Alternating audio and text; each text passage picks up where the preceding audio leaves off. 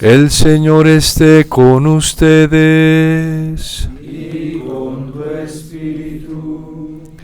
Comienzo del Santo Evangelio según San Juan. Gloria a ti, Señor.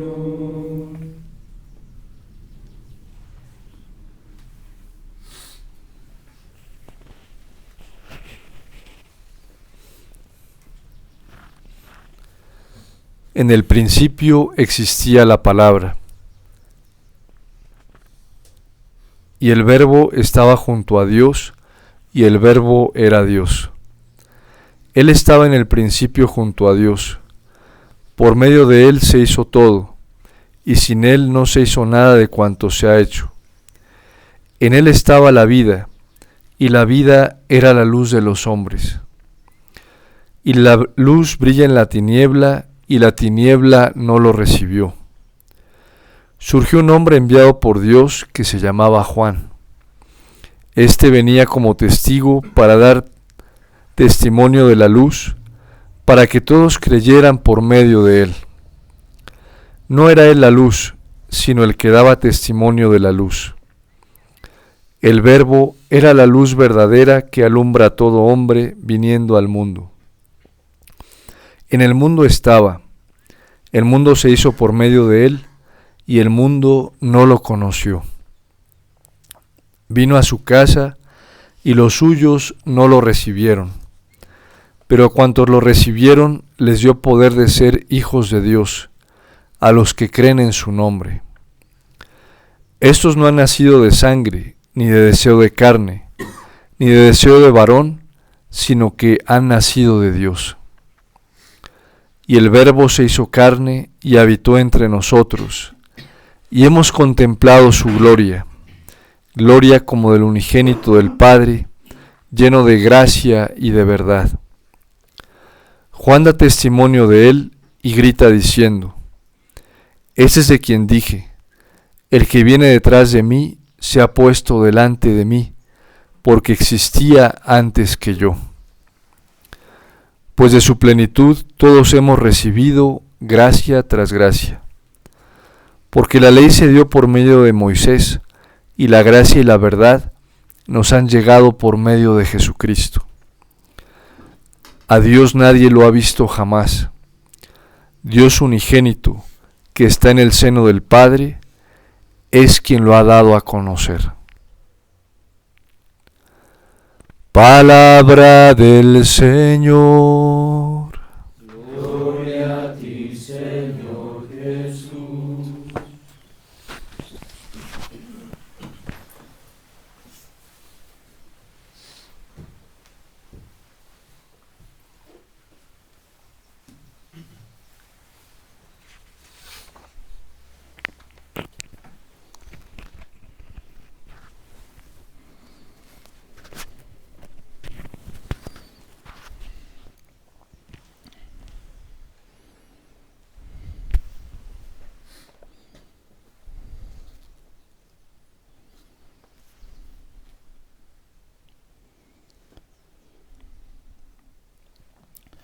Acabamos de escuchar a la Iglesia en la oración colecta que nos dice que solamente en Cristo se halla la perfección y el principio de la virtud que nos une a Dios.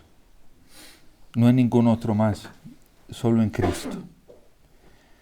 Y por eso San Juan hoy está advirtiendo que el principio es la palabra, y que en el principio existía la palabra, y que esta palabra se hizo carne, se hizo visible para nosotros, es decir, se hizo cercana y accesible para que nosotros no tengamos la excusa de no conocer cuál es el verdadero camino que nos conduce a Dios, cuál es la luz verdadera, cuál es la verdad. Ninguno hoy en el mundo, ni en la Iglesia, tiene excusa para decir que no sabe ni conoce cuál es el camino que lo vincula y lo une con Dios, cuál es el camino que lo lleva a la salvación. El Catecismo de la Iglesia Católica hablándonos de la divina revelación y del canon de la revelación, es decir, de lo que es para nosotros verdad, de lo que es para nosotros verdad absoluta, sin error alguno, ya aprobado por la Iglesia, nos va a decir, tomando de la carta a los Hebreos y un comentario de San Juan de la Cruz, que lo que Dios tenía para mostrarnos, ya nos lo mostró todo. Que lo que Dios tenía para revelarnos, nos lo ha revelado todo. Y por eso el número cuantitativo de la revelación ya está cerrado. Por eso no se puede aceptar ninguna revelación como superior e incluso paralela a la revelación absoluta. Que la Virgen se ha aparecido, que la Virgen ha dicho, que ha manifestado, que Jesús está apareciendo o está diciendo, son revelaciones privadas que solamente ayudan mientras estén al servicio de la revelación definitiva, pero no son paralelas, es decir, no son iguales a la revelación absoluta ya dada, ni menos superiores. Y quien le esté dando este asentimiento de fe a ese tipo de revelaciones, ya está dejándose engañar por el espíritu del anticristo, como nos lo advierte hoy San Juan en su primera carta, y lo va a decir hasta el final, incluso cerrando en el capítulo 4. No puede haber ninguna manifestación o revelación paralela, igual o superior a la revelación definitiva ya dada por Dios, porque el canon de la Sagrada Escritura ya está cerrado, el canon cuantitativo de la revelación absoluta. Y dice San Juan de la Cruz, y lo toma el magisterio de la Iglesia, haciendo un comentario a esto, que quien espere, o incluso quien esté buscando una revelación paralela o superior, comete un agravio contra la verdad definitiva de Dios. Es decir, comete una falta de indiferencia o de desprecio frente a la verdad ya revelada que está manifestada en Cristo. La palabra se hizo carne y por eso puso su morada entre nosotros y hemos visto su gloria, incluso hasta el punto que lo dice San Juan, la ley se nos fue dada a través de Moisés, siendo ella grande, superior para el mundo judío, pero ahora la verdad se nos ha manifestado en Cristo Jesús, que es superior a Moisés, que es superior a la ley. Y el único que tiene toda la autoridad para interpretar y aplicar la revelación del Padre es Cristo. Por eso bellamente la Iglesia lo reconoce hoy y pide que todos nosotros los católicos y toda la humanidad reconozcamos y tomemos conciencia de que solamente en Cristo se halla la perfección y el principio de la virtud que nos une a Dios.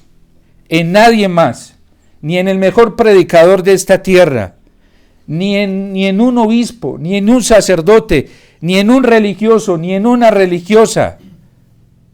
La plenitud, la perfección que nos vincula a Dios se halla solamente en Cristo.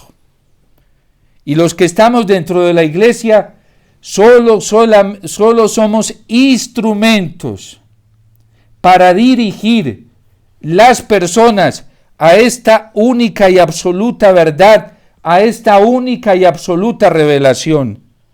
Cualquier predicación, cualquier acción pastoral, cualquier actividad apostólica, cualquier acción catequética, cualquier evento que se realice dentro de la Iglesia en nombre de Cristo, tiene que llevar clara y definitivamente a esto, a mostrar a Cristo, a presentar a Cristo, al Verbo que se ha hecho carne.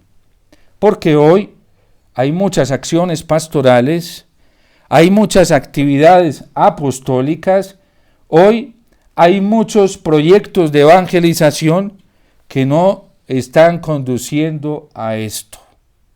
Y mucho cuidado, porque por ahí se encuentra un espíritu de error, de engaño, que nos va desviando de la verdad absoluta que es Cristo. Por eso nosotros en un tiempo como estos tenemos que estar con nuestro corazón atento a la luz que se nos ha manifestado, la luz que brilla en las tinieblas, la luz que ha destruido la tiniebla y que la tiniebla no fue capaz de recibir. Ayer hablábamos de cómo tenemos que mirar a quién obedecemos y qué es lo que obedecemos, porque una obediencia sin verdad es utilizada por el demonio. Hoy podríamos hablar que lo que nos une y el principio de unidad que todos anhelamos, que el primero en desear la unidad es Cristo, es Dios Padre, es el Espíritu Santo y trabajan continuamente por la unidad. Y luego la Santísima Virgen María, San José y los santos y toda la iglesia tienen ese empeño de la unidad. Hoy decimos que el principio de unidad es la verdad y la verdad es Cristo. Porque el diablo también busca la unidad y también tiene principios de unidad. Fíjense que Poncio Pilato y Herodes eran enemigos. Se pisaban el zapato los dos, sí, porque se tenían celos y envidias por poder. El uno puesto pues los dos puestos por Roma, pero el uno servía más directamente a Roma, que era Poncio Pilato, y lógicamente pues iba con las apetencias de una carrera política. Y Herodes también iba con las apetencias de un triunfo político, de un triunfo de poder. Y los dos eran enemigos porque estaban buscando el poder. Pero cuando llegó la hora de sacrificar a Cristo la verdad, de apostatar de la verdad, se hicieron amigos. Dice San Juan en el Evangelio que ese día, cuando apostataron de la verdad, sacrificaron la verdad los dos, porque pudieron haber defendido la verdad, tuvieron la posibilidad de ponerse de parte de la verdad, que era el Verbo hecho carne manifestado para nosotros. Cuando tuvieron esa posibilidad, no lo hicieron. Y ese día los dos se hicieron amigos. Hoy hay muchos que son amigos y se entienden muy bien, apostatando de la verdad. El Catecismo de la Iglesia Católica en el numeral 675, recogiendo toda la tradición de la Iglesia, recogiendo todo el magisterio anterior de la Iglesia, recogiendo toda la tradición bíblica, la verdad absoluta que está en la palabra de Dios, nos dice que la última prueba de la Iglesia se desarrollará dentro de una impostura religiosa.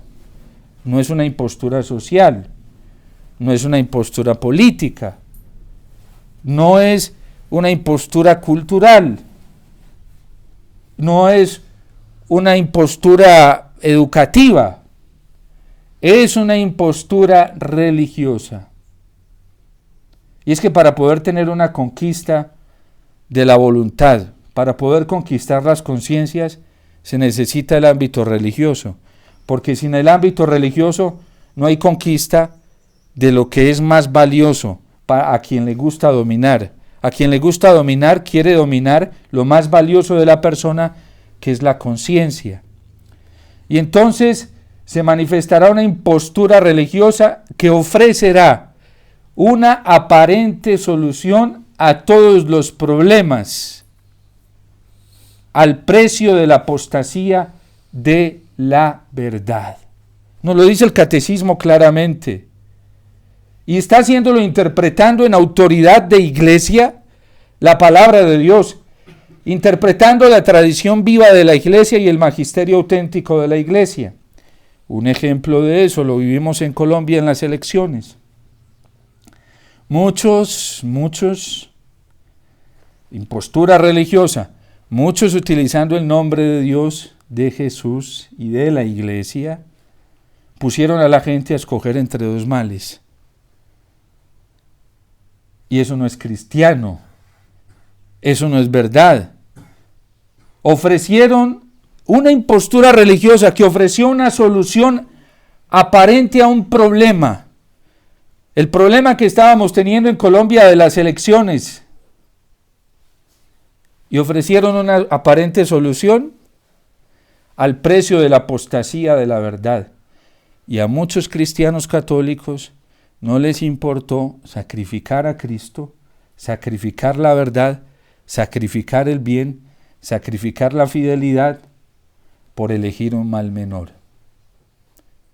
Ahí está, cómo todo esto se va desarrollando así. Y la gente se asusta cuando uno le dice esto. Pues aquí San Juan nos está diciendo que aparecen muchos anticristos. Y los hay, y es verdad, y están dentro de la iglesia.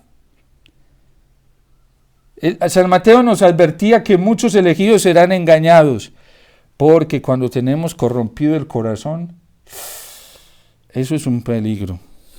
Cuando por allá hay celos, cuando hay envidia, cuando nos gusta el poder, cuando nos gusta la notoriedad, cuando nos gustan las alabanzas humanas, cuando nos gusta que nos aplaudan los seres humanos, cuando nos gusta buscar la unidad a nuestro amaño y no bajo el principio que es Cristo, que es su palabra, que es la verdad, el diablo aprovecha y eso se convierte en tierra fértil para que él pueda trabajar a su amaño y engañar. Y a la gente le da miedo, y cuando hay miedo mucho mejor para el diablo, ¿sí? Porque más nubla la capacidad racional de las personas para pensar, más nubla la capacidad de la conciencia para unirse a Dios y preguntarle a Dios qué es lo correcto, más nubla la conciencia y la debilita para que le pregunte a la iglesia qué es lo que debe hacer. Hay gente, hoy hay católicos que todavía siguen peleando con su conciencia, tratando de buscar una defensa frente a una falta que cometieron. Y usted les puede mostrar el catecismo y les lee y dice, pero es que esto, padre, pero es que si esta hace esto, esto hace esto. Y una casuística legalista peleando contra la verdad que les está diciendo a la conciencia, oiga, esto no está bien, es necesario arrepentirse, es necesario convertirse, es necesario cambiar y ya, esa es la solución que nos ofrece la misericordia de Dios. Pero como el nivel de soberbia es tan alto y como hoy yo no sé por qué tan fácilmente nos hemos dejado colocar en unos pedestales de santidad y de perfección que no tenemos, entonces es muy duro renunciar a esos pedestales donde hay reconocimiento, donde hay alabanza, porque si uno se va en contra de todo esto, qué miedo, se queda solo. Uy, no, padre, a mí me da miedo, ¿por qué? Porque entonces si yo me pongo a creer en estas cosas, termino solo. Pero es que nosotros no tenemos que buscar lo que más nos una a este mundo, sino lo que nos una a Dios, lo que nos una al Señor, lo que nos una al reino de los cielos. Ahí está la mayoría no está en esta tierra, gracias a Dios. La mayoría no es de los vivos que estamos aquí, menos mal, ¿sí? La mayoría que está en el reino de los cielos son muchísimo más, ¿sí? Son los cristianos fieles de toda la historia en estos 20 siglos. Con ellos son los que nosotros nos debemos unir y hacia quien debemos dirigir la mirada. Porque hay muchos anticristos y hay que conocer los espíritus que conducen al Señor y los que conducen al mundo. Estos anticristos, el Papa Benedicto XVI nos advirtió y de una forma muy consciente que ya hay un credo. Por eso es una impostura religiosa. Si estamos hablando de un credo, estamos hablando de un Dios, estamos hablando de un ámbito religioso, estamos hablando de una doctrina. El credo no existe si no hay doctrina, es imposible, ¿sí? El credo no va a existir, ¿sí? si no hay un Dios, eso es imposible. El credo no existe, ¿sí?, si no hay un culto. Tiene que haber culto. Todos los estudiosos del ámbito religioso lo saben, ¿sí? Hoy ya hay culto al anticristo. Y todo el que vive en el error, que le gusta vivir en el relativismo, en la mentira, que no quiere aceptar la verdad de Dios con humildad y sencillez, está viviendo y dándole culto al anticristo. Y lo vemos en la forma en cómo vivimos nuestras Eucaristías, cómo vivimos nuestra liturgia, cómo nos relacionamos con el absoluto que es el Señor, que se manifiesta en la liturgia. Por ejemplo, hoy hay católicos que no se les da nada que les celebren liturgias desacralizadas y hasta paganas, porque hoy hasta allá ha llegado el demonio, ha podido llegar hasta el altar. Y a la gente no le importa, no se le da nada que le celebre la liturgia de cualquier manera. Esa indiferencia ya manifiesta una aceptación de toda esta ideología ponderante que se va imponiendo en el mundo. Tolerar la mentira, el error, el engaño y hacerse indiferente a él, eso es una omisión bien grave, de la que tenemos que pedirle perdón al Señor. Por eso nos enseña la Lumen Gentium que todos los cristianos bautizados, desde los obispos hasta el último fiel bautizado, tenemos la gracia del sensus fidei para detectar dónde está la verdadera manifestación de fe cristiana. ¿Y cómo lo hacemos? Mirando los contenidos de la tradición, de la palabra de Dios y del magisterio. Y cuando nos ponemos de acuerdo en estas tres cosas, entonces la unidad sí está llegando al fin, si estamos bajo un mismo propósito. Eso, buscar la unidad de cualquier manera, ¿no? Pues el anticristo la está buscando y ya tiene adeptos y tiene principio de unidad, por lo menos en este mundo. Bastante, y estaba bien fortalecido porque tiene muchos adeptos que lo defienden. Y cuando están unidos nadie los baja de ahí. Bueno, solamente el Señor, con el soplo, nos dice la palabra de Dios, de su ira va a tumbar al anticristo. Pero acomodarse a la mentira, quedarse callado ante ella, tolerarla, aceptarla, es hacerse cómplice de ella. Y por eso hoy nosotros tenemos que cuidarnos de todas estas corrientes. La iglesia, recordemos la oración colecta que la hacíamos ahorita. En Cristo se halla el principio y la perfección de la virtud que nos une a Dios, solamente en Cristo. La gente se asusta porque uno le dice, hay que volver a la Eucaristía. La Eucaristía es el camino para salvarnos. Pero solamente eso, Padre, no hay otra cosa. ¿Qué más queremos si aquí está la manifestación del Verbo? Y no solamente venir a la Eucaristía, porque nos dice San Juan que a todos los que creen en Él les dio poder para ser hijos de Dios. Hay gente que viene y comulga sin fe. Hay gente que asiste a la liturgia eucarística y no tiene fe. Hay sacerdotes que suben al altar sin fe. Hay obispos que suben al altar sin fe. Y eso se nota. Eso se ve por la forma, el trato que le damos a nuestro Señor. Miren, San Pablo nos dijo en qué consistía la fe. En profesar que Cristo es el Señor y en creer con el corazón eso mismo que profesamos. Hay gente que profesa una cantidad de cosas, pero su corazón lo tiene lejos de lo que profesa. Le dice al Señor que lo ama, pero ama al mundo y está enamorado del mundo y va para donde va el mundo, ama el error, la mentira. Ese no tiene fe. Por lo tanto, ese no recibe el poder de ser hijo de Dios.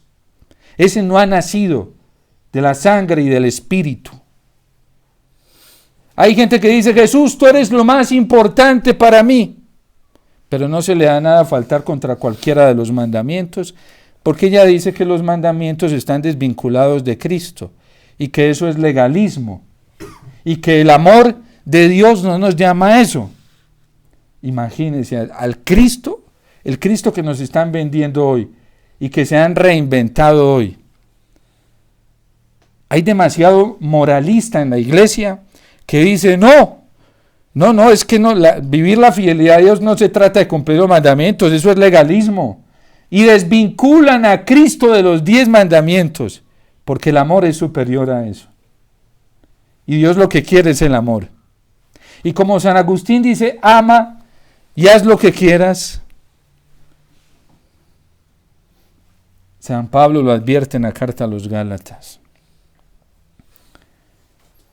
La fe y el amor, que es la virtud máxima, el amor que es la virtud máxima cristiana, nos exime de la observancia de la ley y sobre todo de los mandamientos. Quien crea esto va por un camino totalmente equivocado. Y la gente no quiere, estamos tan ciegos hoy, primero porque nos da miedo aceptar esa realidad, que el anticristo no es una persona en estos momentos. El diablo no es tonto ni pendejo, ¿sí? Eso no funciona así. El anticristo es un conjunto de errores que están metidos dentro de la teología dogmática y moral y espiritual y pastoral. Y es una ideología que se está metiendo, ya se ha metido en la mentalidad de muchos católicos, cristianos, y se les ha metido en el corazón, y a la gente no se le da nada. ¿Sí? Y cuando nosotros veamos comportamientos extraños al espíritu de la tradición de la iglesia, del magisterio, de la palabra de Dios, ojo. Pero ¿cuál es el problema? Que no conocemos, no estamos familiarizados con la palabra de Dios, entonces ¿cómo vamos a saber? No conocemos la tradición de la iglesia, entonces ¿cómo vamos a saber si nos están engañando o nos están diciendo la verdad? No conocemos el magisterio auténtico de la iglesia, ¿y cómo nos vamos a dar cuenta? Nada más peligroso que uno irse detrás de alguien que no conozca estas 3 fuentes. Nada más peligroso en estos momentos. Por eso el catecismo para nosotros es un regalo tan grande, es la luz del Espíritu Santo para la iglesia y es la posibilidad de vivir en la luz, de vivir en la gracia, de vivir en el bien, de vivir en la verdad.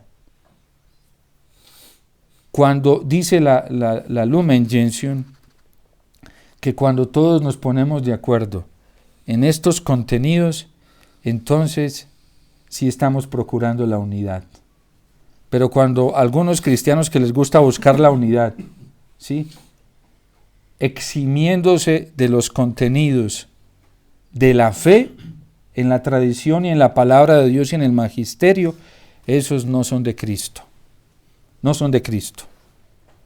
Porque no están conservando lo que la iglesia ha conservado en fe y en materia de moral o sanas costumbres. Y por eso nuestra tarea, desde todos los obispos hasta el último fiel bautizado, todos tenemos ese deber. Y por eso nosotros no nos podemos dejar intimidar. Que hay amenazas, lo importante es que nuestra conciencia esté adherida a la verdad. Y ya, no importan las condenas, no importan las críticas, no importan las calumnias, no importan la resistencia, no importa, no hay que prestarle atención a eso. Lo importante es estar adheridos a la verdad de Cristo. ¿Por qué? Porque hoy se está pagando con el precio de la apostasía de la verdad. Y muchos cristianos ya no amamos la verdad. Nos fastidia la verdad y nos sentimos amenazados por la verdad. Y hay católicos que le tienen miedo a la verdad. Y les da miedo. Literal, les da miedo. Se asustan, se horrorizan cuando se levanta la verdad, porque cuando la verdad se levanta, ¿qué es lo primero que se ve? La mentira. Eso es lo primero. Y ver la mentira, y lo peor de todo es que la mentira, como tiene una casa, y la casa de la mentira está en nosotros, ver la mentira ahí es muy feo. Entonces es mejor no verla. Y hay gente que le está huyendo a eso. Y dice, no, es que estamos esperando la promesa de Garabandal, cuando venga la iluminación de conciencia. La iluminación de conciencia ya se está manifestando de manera procesual y lenta. Llegará un momento en que lógicamente será más masiva, ¿sí? Y la gente espera eso. Si no estamos resistiendo ahorita, si no estamos soportando la verdad que se nos está manifestando para iluminarnos, se nos manifestó para iluminarnos de manera procesual, compasiva y misericordiosa, como lo está haciendo el Señor en estos tiempos, ¿qué diremos cuando eso ocurra en masa? Por eso pidámosle al Señor la gracia de permanecer en Él. Así nos está invitando el apóstol San Juan, permanecer en Cristo, estar en Cristo. Y no nos fiemos de verdad, no nos fiemos de una cantidad de doctrinas que están apareciendo.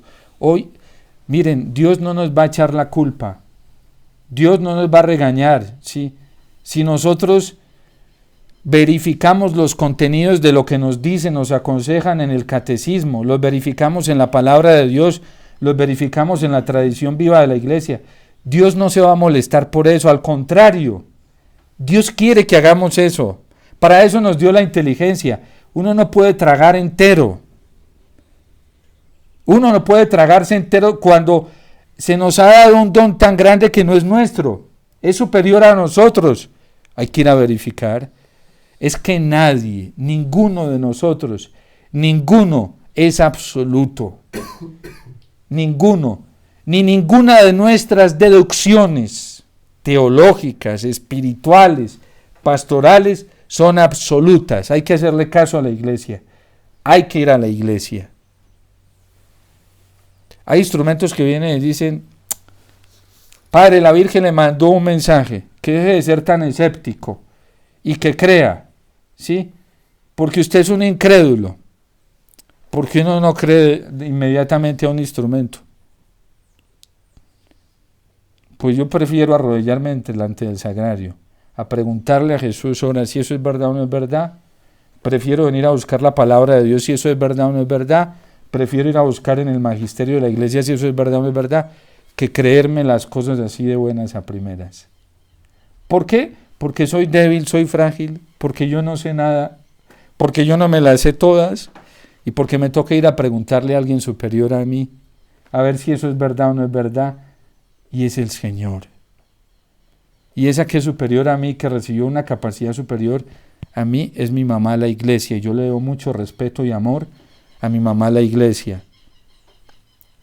Así uno sea retrógrado, lo que sea, pero es preferible, porque nuestra mamá sabe, tiene más experiencia que todos los que estamos juntos hoy dentro de ella.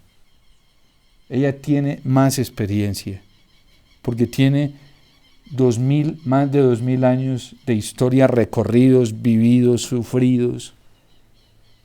Entonces, no nos dejemos intimidar por esa soberbia petulante, porque es una petulancia que hoy está apareciendo y una presunción.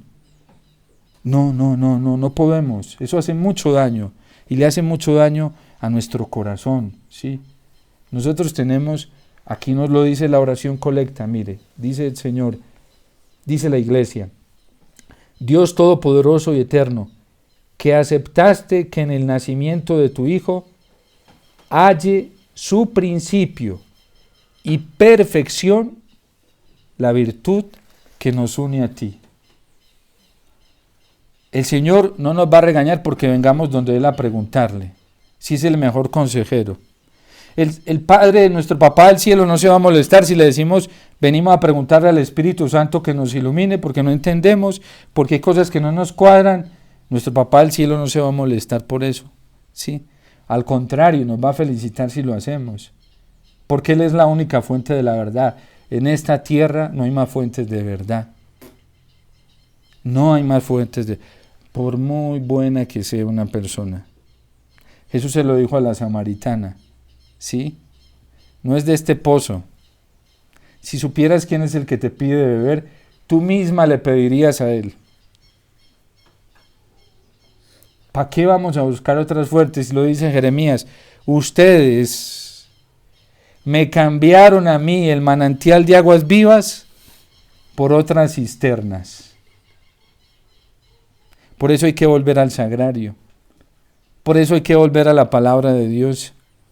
Por eso hay que volver al corazón inmaculado de la Virgen, rezando el rosario con todo el amor, con todo nuestro corazón, y no fallamos. Porque estos son principios en los que la Iglesia siempre ha estado de acuerdo durante 1000 años. Y si nos ponemos de acuerdo con esta Iglesia hace 2000 años en esto, no fallaremos. El sensus fidei no fallará. ¿A quién le falla? En el que se está basando hoy en los mejores teólogos, en los mejores exponentes, en los mejores adoctrinadores. Por ahí sí hay peligro. Y un peligro muy grande. Jesús le dijo a Tomás: yo soy el camino, la verdad y la vida. Nadie va al Padre sino por mí. Y Felipe le dice: Señor, muéstranos al Padre y eso nos basta. Hace tanto tiempo que estoy con ustedes en la Eucaristía. ¿Cuántos Felipe sabemos acá? Hace tanto tiempo que estoy con ustedes y no me conocen. Quien me ve a mí en la Eucaristía, ve al Padre. ¿Y cuál es el trabajo del Espíritu Santo en este tiempo? Mostrarnos a Cristo en la Eucaristía. Cuando la obra del Espíritu Santo es verdadera, ¿saben a dónde nos conduce el Espíritu Santo? Nos conduce a Cristo. El espíritu del anticristo no nos conduce a Cristo en la Eucaristía, nos conduce a otros lados y nos distrae y nos embeleza. Por eso pidámosle a la Virgen Santísima, nuestra Madre, que nos dé la gracia de permanecer junto a ella.